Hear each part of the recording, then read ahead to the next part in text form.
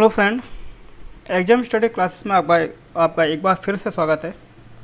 तो test series के अंतर्गत आज हम देखेंगे टेस्ट नंबर 16 देखेंगे। सभी परीक्षाओं के लिए कोई भी परीक्षा दे रहे हैं उसमें हम सभी परीक्षाओं के लिए बहुत ही इम्पोर्टेंट प्रश्न हैं और आज बात करेंगे हम इसमें मिडेवल हिस्ट्री यानी कि मध्यकालीन इतिहास के प्रश्नों के। और इस वीडियो में हम ज़्यादा एक्सप्लेनेशन नहीं करेंगे, डायरेक्टली क्वेश्चन का आंसर ही देंगे क्योंकि वीडियो फिर ज़्यादा बड़ा हो जाता है और आप उसे देखना पसंद भी नहीं करते हैं। तो इसी क्रम में आपसे जो भी वीडियो होंगी उनमें बहुत ही कम एक्सप्लेनेशन हम देंगे। जिस प्रश्न की अच्छा होगा कोई प्रश्न या जिस प्रश्न की एक्सप्लेनेशन करना ज़रूरी होगा हम उसकी एक्सप्लेनेशन करेंगे, ठीक है। तो अगर आपने चैनल को सब्सक्राइब नहीं किया तो चैनल को सब्सक्राइब कर लें और हमारा जो टेलीग्राम चैनल है टेलीग्राम चैनल को भी आप, ठीक है, जो टेलीग्राम चैनल है उसको भी आप ज्वाइन कर लें। यहाँ पे आपको सारी वीडियो, ठीक है, जितने भी वीडियो हम अपलोड करेंगे सभी वीडियो की नोटिफिकेशन भी मिलेगा और आपको यहाँ से डायरेक्टली यूट्यूब से ना जा करके आप डायरेक्टली वहाँ से भी देख सकते हैं, ठीक है। तो टेस्ट नंबर 16 है और इसको आज हम हल करेंगे। मध्यकालीन इतिहास के 25 प्रश्न देखेंगे। अब से हम पहले देखते आए थे 20 प्रश्न देखते आए थे, लेकिन आज से इस वीडियो से में आज हम देखेंगे पूरे 25 प्रश्नों को देखेंगे और बहुत ही इंपॉर्टेंट प्रश्न होंगे। चाहे आप कोई भी परीक्षा दे रहे हैं, यूपीपीसीएस की दे रहे हैं या फिर आरओ एआरओ समीक्षा अधिकारी, सहायक समीक्षा अधिकारी के लिए या यूपी ट्रिपल का जो पैट है होना है या उसकी परीक्षा को देना चाह रहे हैं या बीपीएससी में जा रहे हैं या फिर आप यूपीएसआई की परीक्षा कर रहे हैं, जहाँ से भी हिस्ट्री का सब्जेक्ट होता है और वहाँ से ये प्रश्न बन रहे हैं। तो चलिए फिर शुरू करते हैं हम। पहला प्रश्न है हमारा कि किस शासक ने लौहर एवं रक्त की नीति का पालन किया, ठीक है। तो ये सभी जो है हमारे दिल्ली सल्तनत के, ठीक है, जितने भी जो ये शासक हैं वो सभी दिल्ली सल्तनत के शासक हैं और दिल्ली सल्तनत में इसको प्रारंभ किया गया था। तो किसने किया था? इल्तुतमिश ने, बलबन ने या फिर अलाउद्दीन खिलजी या फिर मोहम्मद तुगलक, ठीक है। तो सही प्रश्न जो होगा यहाँ पर सही आंसर जो होगा यहाँ पर होगा बलबन, ठीक है। तो बलबन ने ही लौह एवं रक्त की नीति को अपनाया था, ठीक है। तो सही आंसर होगा हमारा ऑप्शन नंबर बी, बलबन। अगला प्रश्न है अकबरनामा किस भाषा में है? तो अकबरनामा किस भाषा में है? फारसी, चगताई, उर्दू या फिर हिंदी, ठीक है। तो ये कौन सी भाषा में है? ये आपकी है फारसी भाषा में है, ठीक है। ऑप्शन नंबर ए होगा, ठीक है। और इसकी जो रचना की थी वो की थी अब्दुल फजल ने की थी, ठीक है। अबुल फजल ने इसकी रचना की थी, ठीक है। और ये इसकी जो भाषा है वो आपकी है फारसी, ठीक है। तो क्वेश्चन नंबर 2। क्वेश्चन नंबर 3, सिजदा एवं पापोस प्रथा का आरंभ किसने किया था? ये भी उसी ने किया था जिसने लोहे और रक्त की नीति को अपनाया था, ठीक है। तो वो कौन था? वो था आपका बलबन, ठीक है। ऑप्शन नंबर सी यहाँ पर करेक्ट होगा। सिजदा और पापोस जो एक प्रथा थी, मतलब जो अकबर जो सम्राट है, सम्राट के पैरों को चूमना और नीचे लेट करके उसको सिजदा देना, मतलब उसको प्रणाम करना, एक इस तरह की एक प्रथा थी जो बलबन के द्वारा प्रारंभ की गई थी। तो सही आंसर होगा हमारा इसमें ऑप्शन नंबर सी, ठीक है। ऑप्शन नंबर सी यहाँ पर हमारा करेक्ट होगा, तो बलबन, ठीक है। क्वेश्चन नंबर 4 है किस सुल्तान ने सिकंदर सानी या द्वितीय सिकंदर की उपाधि ग्रहण की थी? बहुत ही इंपॉर्टेंट क्वेश्चन है, कई बार कहीं हर किसी न किसी एग्जाम में आपको देखने को मिलता है, ठीक है। इम्पोर्टेंट है और वेरी वेरी इंपॉर्टेंट है, ठीक है। तो अलाउद्दीन खिलजी, मोहम्मद बिन तुगलक, फिरोज शाह तुगलक या फिर सिकंदर लोदी, ठीक है। तो इसका जो सही आंसर होगा वो होगा आपका अलाउद्दीन खिलजी, ठीक है। ऑप्शन नंबर ए यहाँ पर करेक्ट होगा, अलाउद्दीन खिलजी। अलाउद्दीन खिलजी ने ही सिकंदर ए सानी, ठीक है, सिकंदर ए सानी या द्वितीय सिकंदर की उपाधि को ग्रहण किया था, ठीक है। तो ऑप्शन नंबर ए यहाँ पर करेक्ट होगा हमारा अलाउद्दीन खिलजी। तूती ए हिंद यानी कि हिंद का तोता किसे कहा जाता है, ठीक है। तो ये किसे कहा जाता है? अलबरूनी, अबुल फजल फैज़ी या फिर अमीर खुसरो, ठीक है। तो जो हिंद का तोता यानी कि हिंद का तोता है, तोता है हिंद या तूती है हिंद जो कहा जाता है वो कहा जाता है आपका अमीर खुसरो को। ऑप्शन नंबर ए यहाँ पर करेक्ट होगा, ठीक है। चलिए क्वेश्चन नंबर 6 है मोहम्मद बिन तुगलक ने अपनी राजधानी दिल्ली से कहाँ हस्तांतरित की थी, ठीक है। दिल्ली से कहाँ पर इसने अपनी राजधानी को बदला था, ठीक है। तो वारंगल, दौलताबाद, हम्पी या फिर लाहौर, ठीक है। तो इसने कहाँ बदला था, इसको ये बदला था आपका दौलताबाद, यानी कि ऑप्शन नंबर यहाँ पर बी करेक्ट होगा एकदम, ठीक है, दौलताबाद, ठीक है, याद रखेंगे दौलताबाद। क्वेश्चन नंबर 6 है, ब्राह्मणों पर सर्वप्रथम जजिया कर किसने आरोपित किया था, ठीक है। देखिए 13 है, 13 को इसे इग्नोर कर दें, ठीक है। ये आपका 16 है, ठीक है। तो टेस्ट नंबर 16 है ये। तो ब्राह्मणों पर जो सबसे पहले जो जजिया कर लगाया था किसने लगाया, इल्तुतमिश, बलबन, फिरोज तुगलक या फिर अलाउद्दीन खिलजी, ठीक है। तो सही आंसर जो होगा इसका वो होगा आपका फिरोज तुगलक, यानी कि ऑप्शन नंबर सी यहाँ पर करेक्ट होगा, ठीक है। ऑप्शन नंबर सी यहाँ पर करेक्ट होगा, फिरोज तुगलक। फिरोज तुगलक ने ही सबसे पहले ब्राह्मणों पर जजिया कर को लगाया था। क्वेश्चन नंबर 7 है, सर्वप्रथम के सुल्तान ने सिंचाई कर लगाया था, बहुत इंपॉर्टेंट है, ठीक है, सिंचाई कर लगाया था। तो ये किसने लगाया था, फिरोज तुगलक, जलालुद्दीन खिलजी, गयासुद्दीन तुगलक या फिर अलाउद्दीन खिलजी, ठीक है। अपना भी करते हैं और अपना टिक करते हैं कि आपने इस 25 में से कितने प्रश्न सही किए हैं, वो आप यहाँ पर कमेंट में बताएं कि आपने 25 में से इतने प्रश्न सही किए हैं, ठीक है। तो जो सुल्तान था जिसने सिंचाई कर लगाया था, तो वो कौन था, फिरोज तुगलक था, ठीक है। फिरोज तुगलक को नहरों के लिए भी जाना जाता है, ठीक है। नहरों का जाल से बिछा दिया था इसने अपने शासनकाल में सिंचाई के लिए, ठीक है। तो इसके लिए भी इसको जाना जाता है, बहुत इंपॉर्टेंट क्वेश्चन बनता है ये भी। क्वेश्चन नंबर 7 हुआ, तो फिरोज तुगलक यहाँ पर करेक्ट आंसर होगा। क्वेश्चन नंबर 9 है, मोरक्को का यात्री इब्न बतूता किसके शासनकाल में भारत आया था, ठीक है। देखिए एक ट्रिक है, ट्रिक याद कर लें, इब्न इसमें आ रहा है क्या, इब्न, तो बिन आ रहा है, तो इब्न से क्या बन जाएगा, बिन, ठीक है। इब्न से आप बना सकते हैं बिन, इस तरह से आप याद रख सकते हैं। तो इब्न बतूता जो आया था वो किसके उसमें आया था, मोहम्मद बिन तुगलक के शासनकाल में भारत आया था। तो ऑप्शन नंबर बी यहाँ पर करेक्ट होगा, ठीक है, ऑप्शन नंबर बी करेक्ट होगा, मोहम्मद बिन तुगलक के समय पे आया था। कहाँ का यात्री था ये, मोरक्को का था। ये भी ध्यान रखिए, मैचिंग के लिए आ जाता है कि मैचिंग में इधर दे देगा आपका जितने भी यात्री यहाँ पर आए थे और एक तरफ उनके जो किस देश से आए हैं, तो इस तरह से आपको मैचिंग करने के लिए भी प्रश्न बनता है। तो यहाँ पर जो सही आंसर होगा वो होगा मोहम्मद बिन तुगलक के समय में आया था इब्न बतूता, और कहाँ का यात्री था ये, मोरक्को का यात्री था, ठीक है, मोहम्मद बिन तुगलक, ठीक है, याद रखेंगे। क्वेश्चन नंबर 10, अष्टदिग्गज किसके दरबारी थे, तो अष्टदिग्गज इसे मत समझ लेना कहीं आप शिवाजी लगा दें तो आपका आंसर यहाँ पर क्या हो जाएगा, वो गलत हो जाएगा, ठीक है। जो अष्टदिग्गज है, एक तो अष्टदिग्गज हैं, ठीक है, और एक प्रश्न है किससे आ जाता है, अष्टप्रधान, ठीक है, एक आता है अष्टप्रधान। तो शिवाजी के जो दरबार में थे वो थे क्या, अष्टप्रधान थे, ठीक है। और जो अष्टदिग्गज थे वो किसके दरबार में थे, वो थे कृष्णदेव राय के दरबार में थे। और कौन थे ये थे 8 तेलुगु कवि, ठीक है, याद रखेंगे ये भी कि 8 तेलुगु कवि थे ये। तो यहाँ से ये प्रश्न पूछा जाता है कि अष्टदिग्गज जो थे कृष्णदेव राय के दरबार में वो कौन थे, 8 तेलुगु कवि थे, 8 कवि थे या 8 दरबार प्रधान थे, इस तरह से प्रश्न पूछा जाता है। तो ठीक है, तो यहाँ पर आंसर होगा आपका ऑप्शन नंबर ए करेक्ट होगा, ठीक है। तो कृष्णदेव राय के दरबार में थे 8 तेलुगु कवि जिन्हें कहा जाता है अष्टदिग्गज। देखिए प्रसिद्ध तेलुगु ग्रंथ अमुक्तमाल्यादि की रचना किसने की थी, अमुक्तमाल्यादि की जो रचना की थी वो किसने की थी। यहाँ पर ये भी क्वेश्चन बहुत ही इंपॉर्टेंट है। पीसीएस की जो भी पीसीएस की परीक्षा देने जा रहे हैं ना, पीसीएस के लिए तो ये इतना इम्पोर्टेंट है, बहुत ही ज़्यादा इम्पोर्टेंट है, ठीक है। हर परीक्षा में पीसीएस के उसमें इस तरह के प्रश्न पूछे जाते हैं एकदम फैक्चुअल। तो मल्लिकार्जुन देवराय प्रथम, कृष्णदेव राय या फिर तेलानी राम।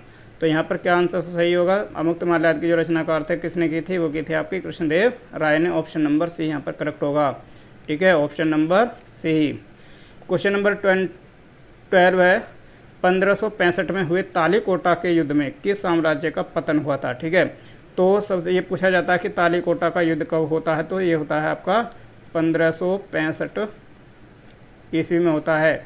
तो किस साम्राज्य का पतन हुआ था, बहमनी, विजयनगर या दिल्ली सल्तनत या फिर जौनपुर। तो जौनपुर नहीं होगा यहाँ पर, दिल्ली सल्तनत भी नहीं होगा, तो बहमनी या विजयनगर में से एक होगा। तो कौन सा होगा, ऑप्शन नंबर यहाँ पर होगा करेक्ट बी, विजयनगर, ठीक है, ऑप्शन नंबर बी करेक्ट होगा, विजयनगर। क्वेश्चन नंबर 13, अद्वैतवाद के प्रवर्तक कौन थे, अद्वैतवाद, ठीक है, तो अद्वैतवाद के जो प्रवर्तक थे वो कौन थे? तो ये थे आपके ऑप्शन नंबर यहाँ पर करेक्ट होगा ए, ठीक है, ऑप्शन नंबर ए करेक्ट होगा यहाँ पर ये, ठीक है, शंकराचार्य थे, ठीक है। और रामानुजाचार्य कौन थे? ये विशिष्ट अद्वैतवाद थे, ठीक है, ये थे आपके विशिष्ट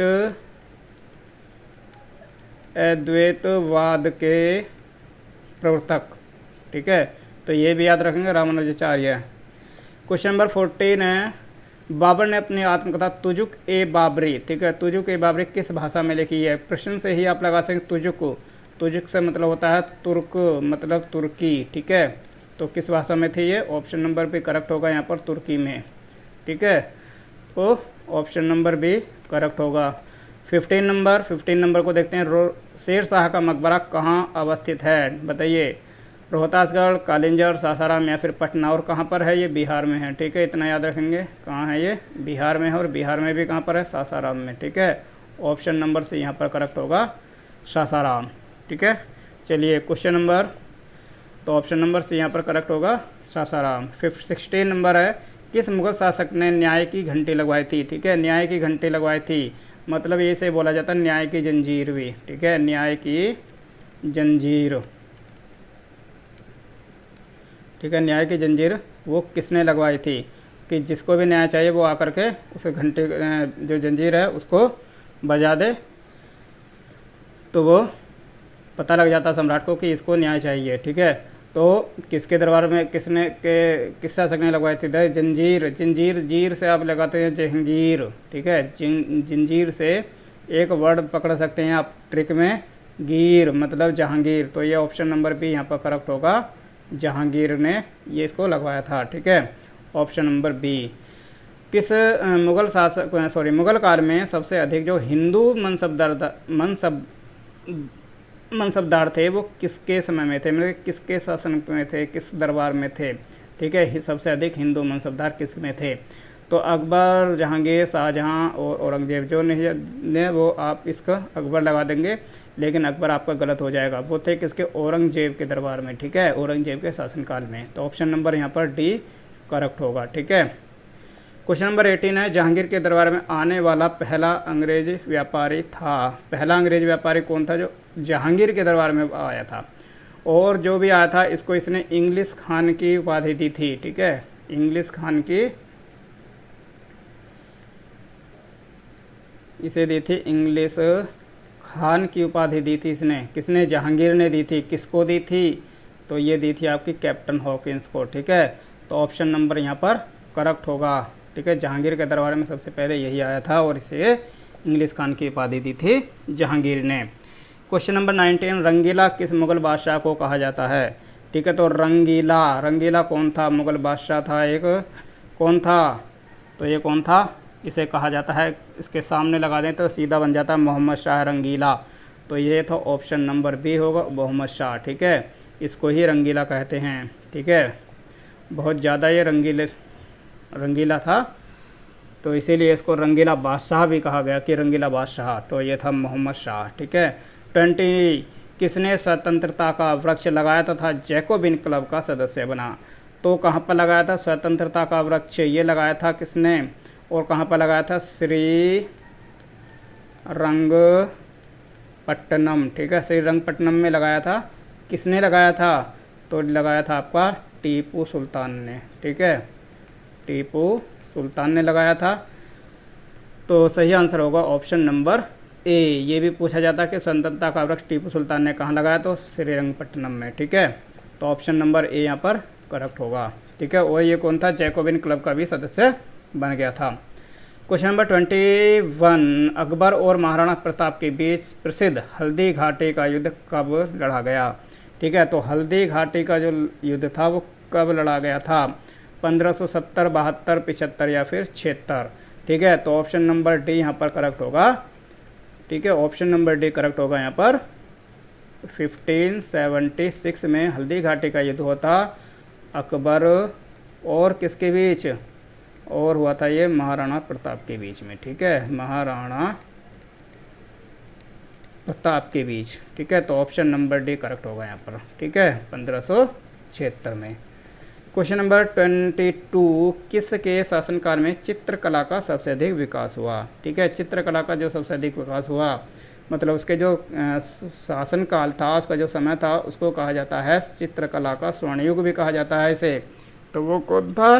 वो था आपका जहांगीर। ठीक है, एक जहांगीर पूछा जाता है, स्वर्ण काल किसका? चित्रकला का। एक स्थापत्य का भी पूछा जाता है, तो स्थापत्य के लिए किसे कहा जाता है?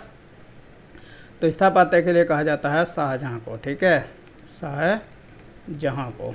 ठीक है, तो ऑप्शन नंबर यहाँ पर तो होगा करेक्ट सी। ठीक है, क्वेश्चन नंबर 23, किस मुगल शासक ने गुरु अर्जुन देव को फांसी की सज़ा दी थी? ठीक है, दी थी। तो गुरु अर्जुन देव को जो फांसी की जो सज़ा दी थी वो किसने दी थी? वो दी थी जहांगीर ने।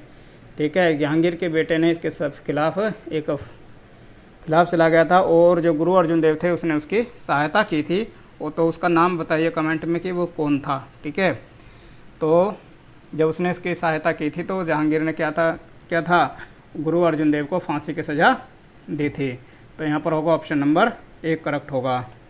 ठीक है, क्वेश्चन नंबर 24, रजिया सुल्ताना किसकी पत्नी थी? ठीक है, सबसे पहले तो ये बताया था कि किसकी पत्नी थी, ये पूछा गया, लेकिन आप बताइए कि किसकी बेटी थी। ठीक है, तो किसकी पुत्री थी या बेटी थी? ये थी किसकी?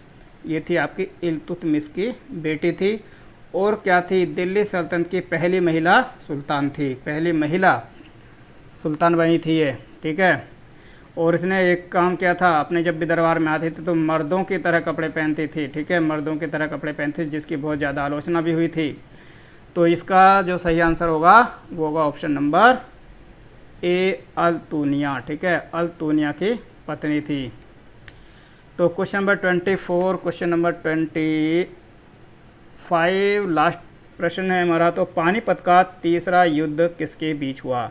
ठीक है, तो पानीपत का जो तीसरा युद्ध था किसके बीच हुआ था? तो ये हुआ था राजपूत मराठा, राजपूत अफ़गान, या फिर अफ़गान मुग़ल, या फिर मराठा अफ़गान। ठीक है, तो ये हुआ था आपका मराठा और अफ़गानों के बीच में। ऑप्शन नंबर डी यहाँ पर करेक्ट होगा। ठीक है, ऑप्शन नंबर डी यहाँ पर एकदम राइट होगा, मराठा और अफ़गानों के बीच हुआ था। ठीक है, तो 25 प्रश्न थे मिडेवल हिस्ट्री से। रिवीजन कर लें, 1 से 2 बार देख लें, आपके 25 प्रश्न आपके एकदम अच्छे से तैयार हो जाएंगे। तो धन्यवाद, आगे फिर देखते हैं, एक नई वीडियो के साथ में आएंगे, एक नए टॉपिक के साथ में आएंगे। अगर आपने हमारे चैनल को सब्सक्राइब नहीं किया है तो चैनल को सब्सक्राइब कर लें। ठीक है, चैनल को सब्सक्राइब कर लें, और साथ में हमारा जो टेलीग्राम चैनल है एग्ज़ाम स्टडी क्लासेस, उसको भी जा कर के ज्वाइन कर लें। ठीक है, ज्वाइन कर लें, और यहाँ से आपको सभी नोटिफिकेशन, सभी वीडियो, PDF और करंट अफेयर क्विज़, ठीक है, क्विज़ बहुत हैं। ठीक है, तो क्विज़ आप वहाँ पर लगा सकते हैं, अपने प्रश्नों को देख सकते हैं आप कितना सही कर रहे हैं। ठीक है, तो चलिए फिर टेस्ट नंबर 17 के साथ में फिर मिलते हैं अगले वीडियो के साथ में। तब तक के लिए धन्यवाद।